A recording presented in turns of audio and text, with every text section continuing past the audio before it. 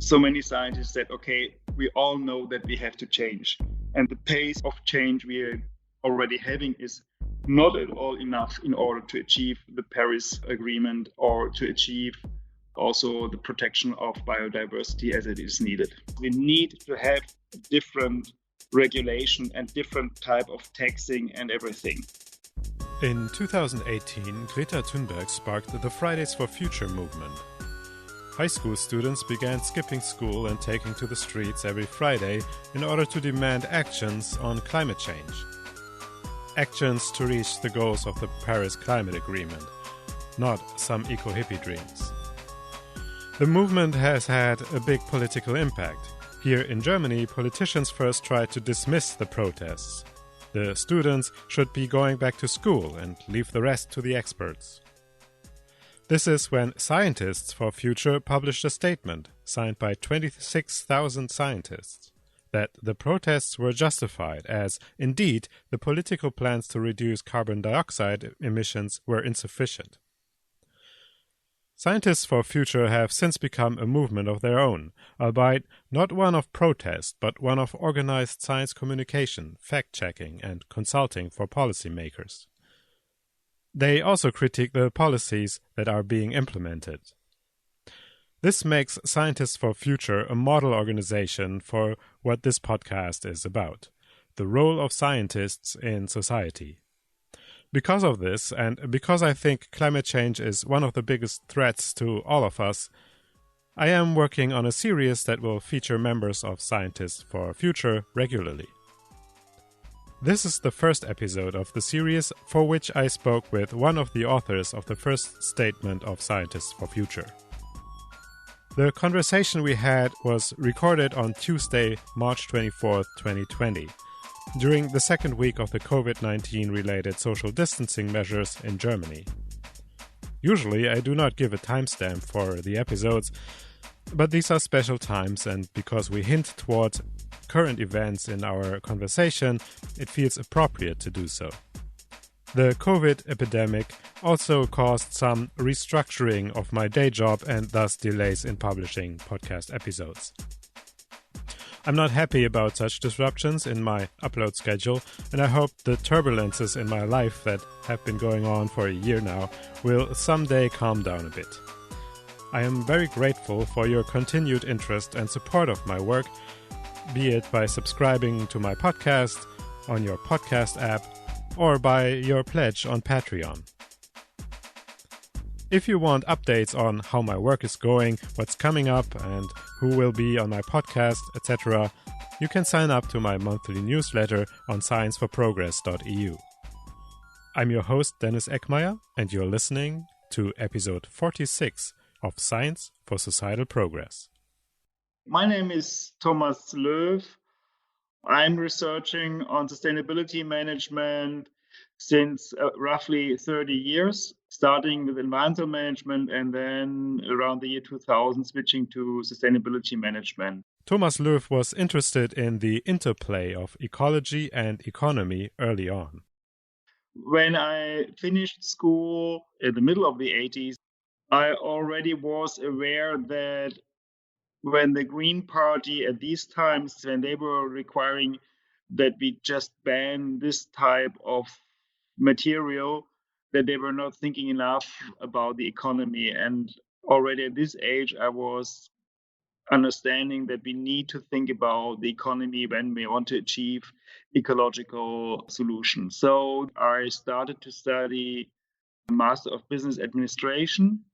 And during these studies, I must be honest that I forgot about a little bit why I started studying it. And then at the end of my studies, I was wondering what I shall do with my knowledge, which I achieved. And I heard a very interesting presentation of a researcher of the Ecological Economics Institute in Berlin. And so I went to the institute as a trainee, and from being a trainee there, I started there as a researcher. At the end of the day, I was working at the Institute for Ecological Economy Research, so in German IÖW, for roughly 10 years until the year 2004. And at the starting of the year 2005, I founded my Institute for Sustainability. Here I did a lot of research studies on behalf of the environmental ministry, and I also did consulting and do consulting for companies. How big is the institute now? I am the institute. Today, Thomas Loew is also working for another company, but the work is basically the same. I was curious, of course, about the research questions that he addresses on behalf of the governmental bodies, such as the Federal Ministry of Environment in Germany. So he explained his current research. We are researching on the impact of climate change on companies, and especially how companies should organize their risk management in order they avoid economical risks due to climate change. So his research is on companies themselves. He investigates their management systems. Do they consider climate change in their strategies? Did they adapt their risk management? In companies starting at a certain size, you have a kind of formal risk management system, and there's also legislation depending what type of company you are. So whether you are traded at the stock exchange and so on, and the size of the company, there is legislation which really requires what you have to do and what you have to report in your annual report. But this is not all that. This is not everything which is existing. This also that when you talk about corporate strategy, when you talk about developing a new product, this is not covered with the formal risk management, but this is part of the day-to-day management decisions of the company, of the top management, as well as within for the managers in between. His research partners are looking at the financial sector. How financial institutions should use information which they gain of the non-financial companies as well as from the outside in order to understand how they can reduce the risks of their investment. And there's also a third part where we look on options for ensuring risks related from climate change. And the whole project is called Economics of Climate Change, and it's on behalf of the German Federal Environmental Agency. We just started doing it, but it's a very interesting research, and we find out that at the moment there's quite a lack of activities. It's not that there are no activities, but there are not yet enough activities. And that's a problem, because the effects of climate change may cause an economic and financial crisis, just like we had in 2008, or the one the corona pandemic is now threatening. The outcomes of the research on how companies should respond to the threats of climate change will be communicated to companies, maybe on a website. Now, this is ongoing research, but for me to understand what the research looks like and how the outcomes are used, Thomas Loew recapped a previous research project.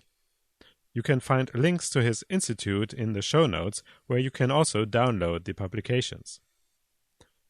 For the project, he asked, how can a company on a voluntary basis improve its performance regarding the environment and also regarding social issues? One project we carried out, for example, was how to consider environmental and social issues in innovation processes and product development. So how do large German companies do this?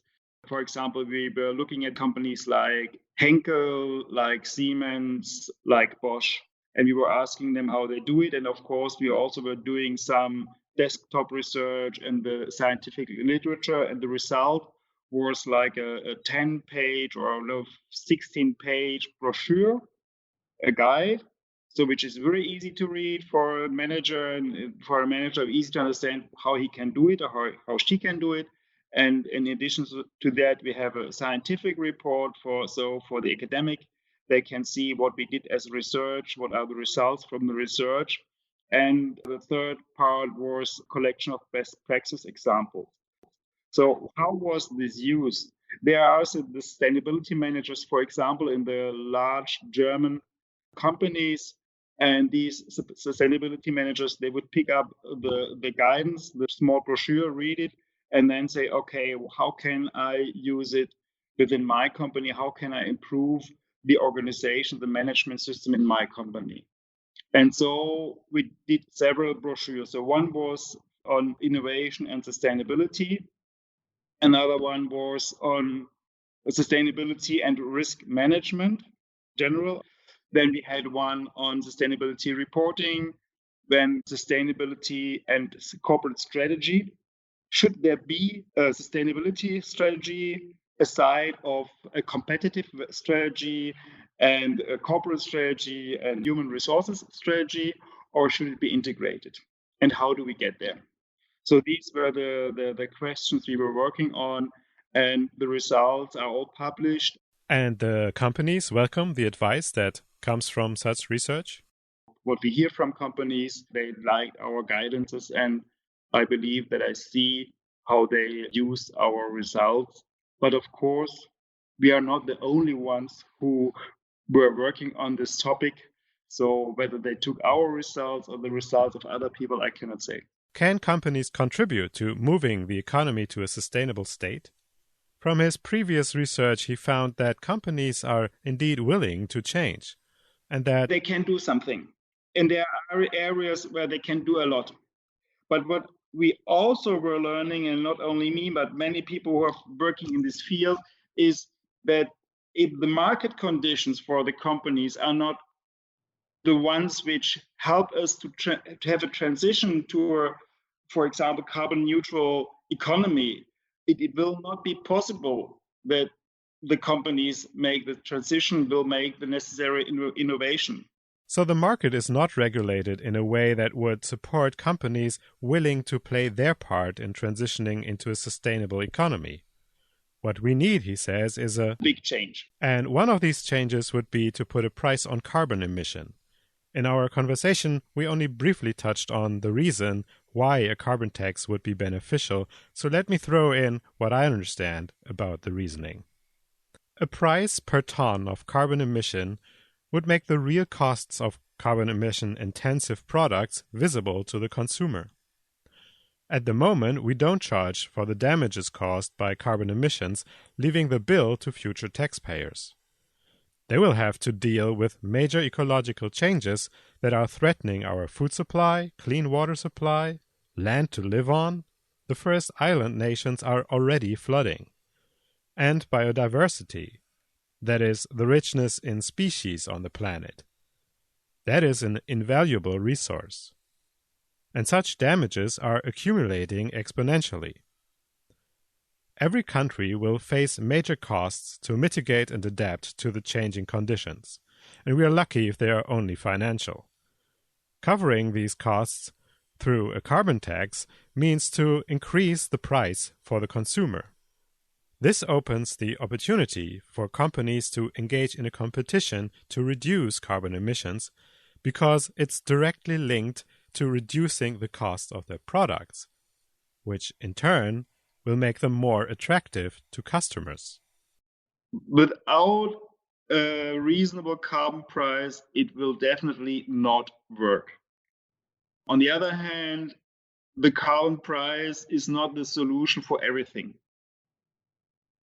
So what we need is a reasonable carbon pricing, which should start at a level about 50, 60 euros. There are different studies on it, and then it should rise within the next, let me say, 6, 7, 8 years on roughly about 180 euros, which is written like this in several studies. There are some different opinions on these figures and on the speed, how it is rising, but this is the range.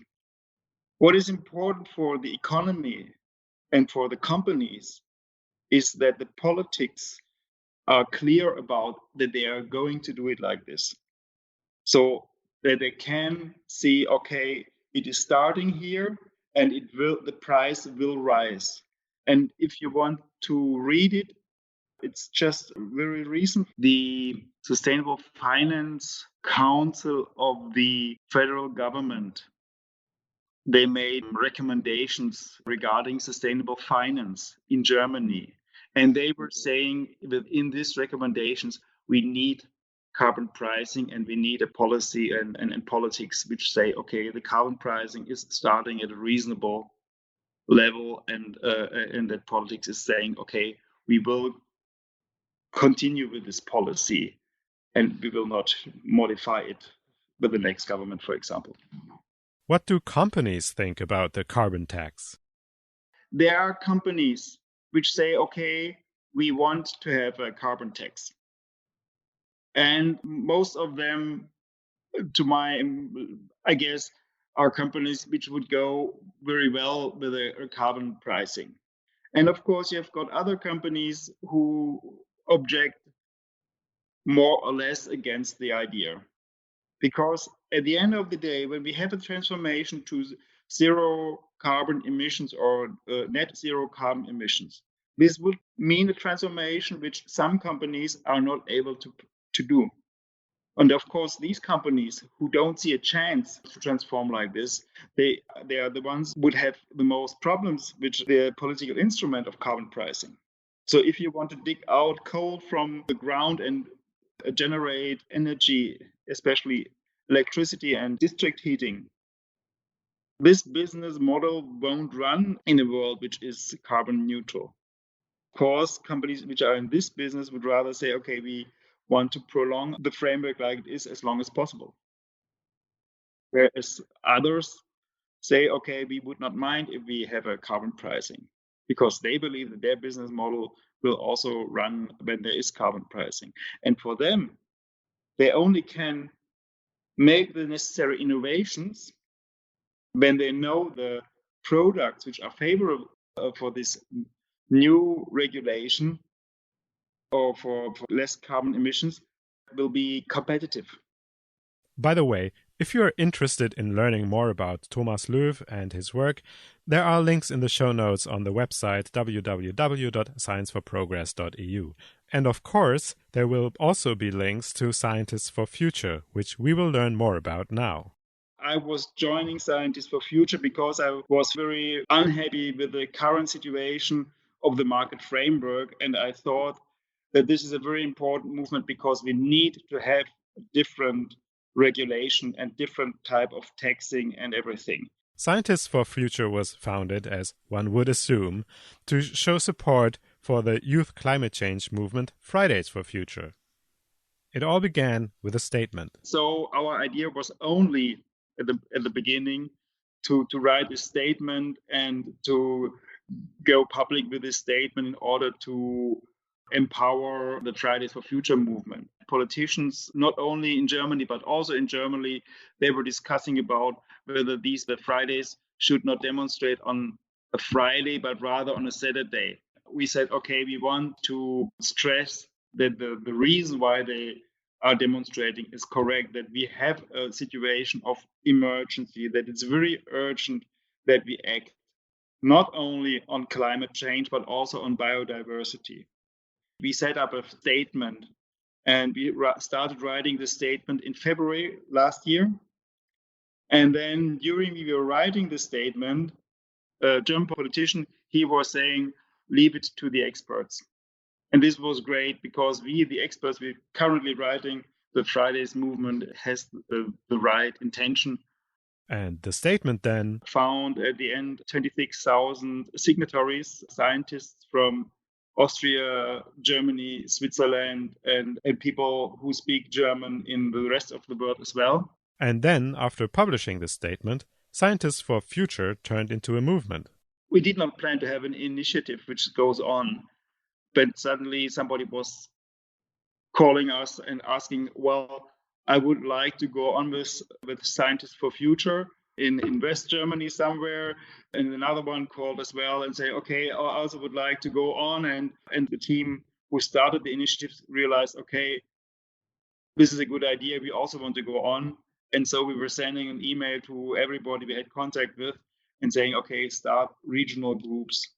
And like this, we now have regional groups in Germany, in Austria, and Switzerland. That's a grassroots initiative. We are hardly organizing anything what the scientists in the regional groups are doing. I don't have a complete overview what is happening. I learn via Google Alert every day. Okay, here something was happening because either a newspaper or press is writing about it, or there's a press release.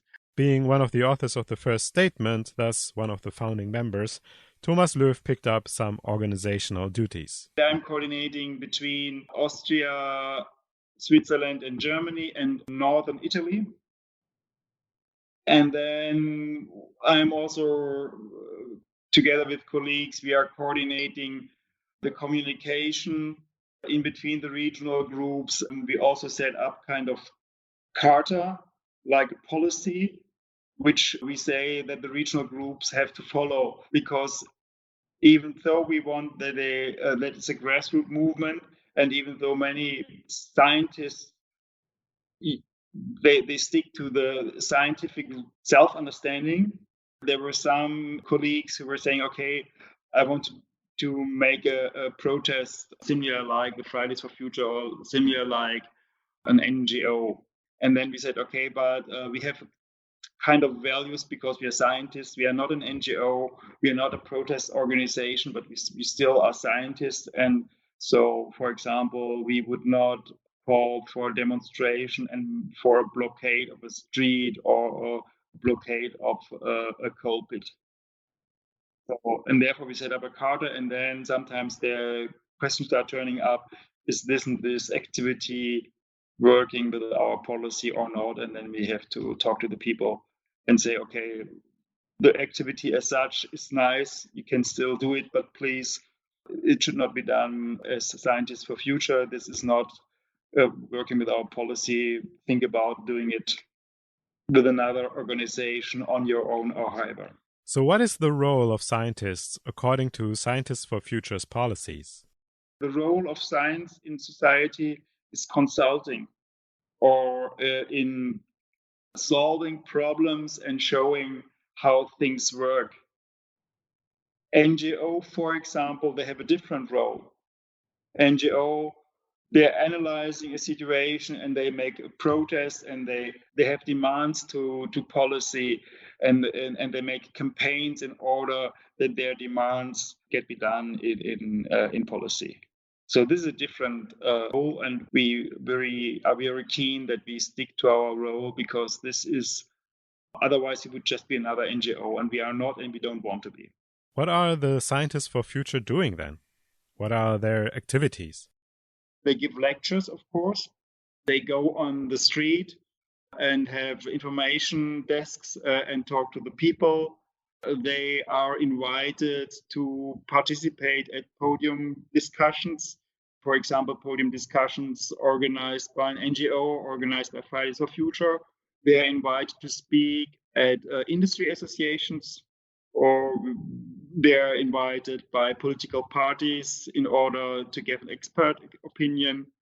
Some of us, we accompanied Fridays for Future when they went to talk to members of parliament, both at the federal level as well as the, how is it called?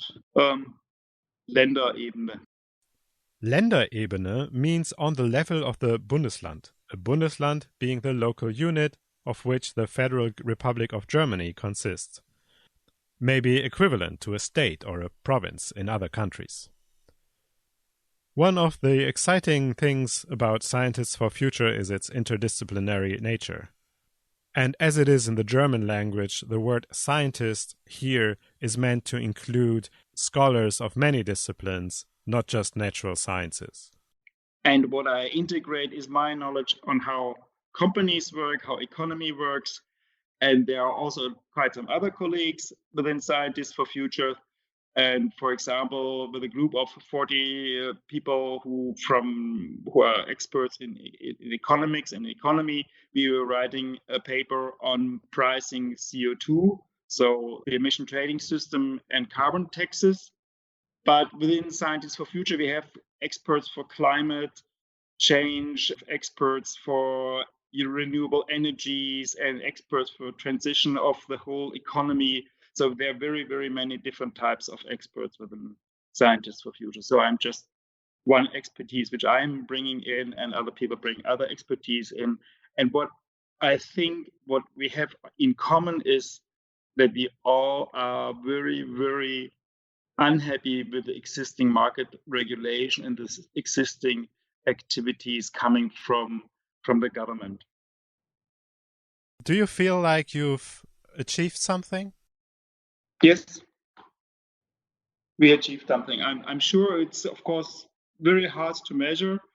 There is a possibility to measure it, but I would not know how. It's just one example. You're calling me now here in my office, in my Institute for Sustainability. And less than 1 year ago, I was writing here on an article, and then I had a call on the phone from somebody who was saying, "Oh, hi, I make YouTube videos, and I heard that it's not clear whether climate change is true or whether it's a hoax and whether it's fake. And I really want to know it exactly. Could I give him some sources and proofs?" And I was saying, okay, yeah, fool, somebody, and he wants to make a video, and what shall I do now? But of course, if he's reaching a community level 100 or eventually even 1,000 people, it's great. And so I told him, I'm very busy, send me an email and I will give you some information. And I did so.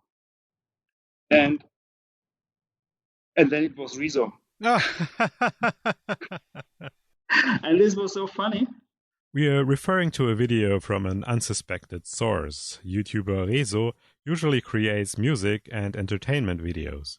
But shortly before the elections of the European Parliament, the blue-haired 26-year-old created an almost 1 hour long critique of the Christian Democratic Union, the party of Federal Chancellor Angela Merkel, fittingly titled The Destruction of the CDU.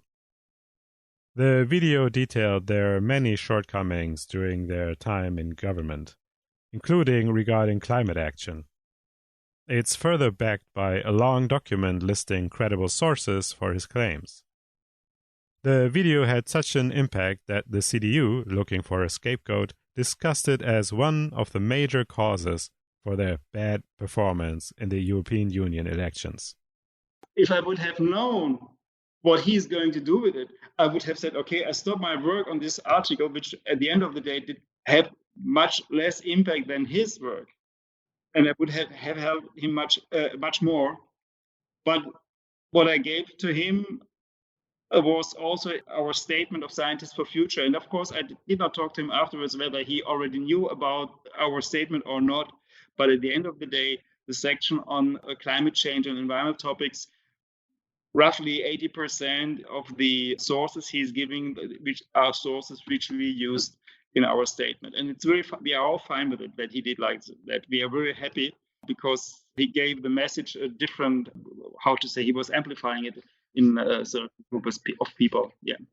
But he did the work. It's just what I want to stress as well. But it was great to see how it was working. And also he did not only about environment, but also on other topics.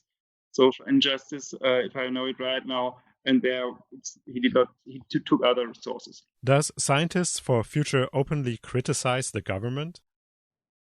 Well, we comment. And we were commenting on, for example, on the results of the climate cabinet, and like other scientists did as well.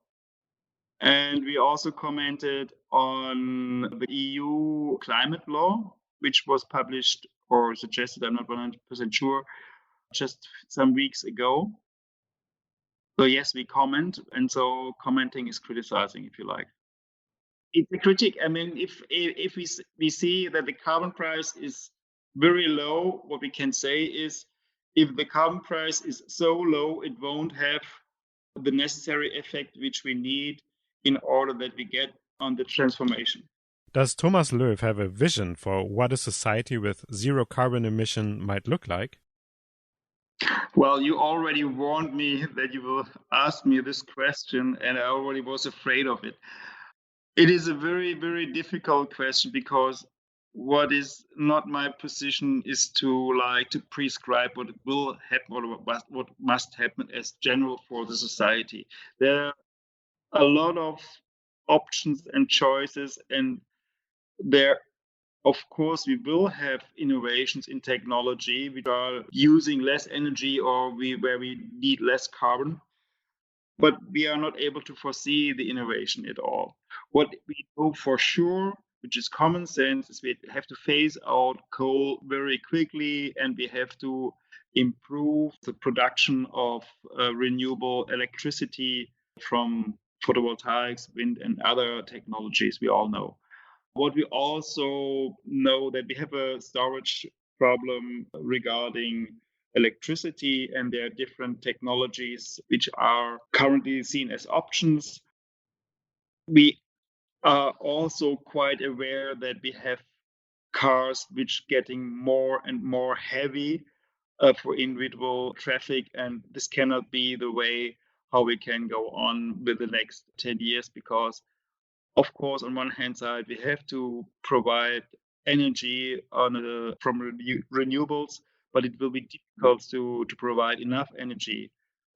So energy is not endless, and as energy, we have to save energy as well as a result. So these are some lines, and others are also discussed regarding food. But on the other hand, what this means for the whole society, it's very difficult. He compared social changes to adapt to climate change with changes we are experiencing right now in the corona crisis. For some people, it will be very hard, and some people will eventually make an experience which they would not never have had experienced before. So, and some people eventually will have experiences which are positive. So, we will. At the moment, it's very, let me say, dangerous to talk about this because there will be a lot of suffering within the next 2 weeks, and nobody knows whether the suffering will be overwhelming, whereas the positive components for some people will be very small. We don't know. So it's a dangerous to talk about it. But if we take the risk and talk about it, then people will experience interesting things. People, as I already said, they eventually experience, okay, it is not necessary to make a travel to go on working, but I can do it with video conferencing tools. Or also they experience, okay, it is possible to work at home, and my employer says, okay, it's possible that you work at home. And of course, we also will make the experience that some meetings we are missing. It is yesterday there was a meeting I participated with 25 people. So here I would have preferred to have a physical meeting instead of a video conferencing. So, so we are learning, and some people they they even do not work because they are out of work, and eventually some of them also experience what to do with their spare time. Don't know. At the end of our conversation, Thomas Loew wanted to add two more things. First, I like companies. So eventually, it might have sounded to you that that I'm very critical on companies. I'm not.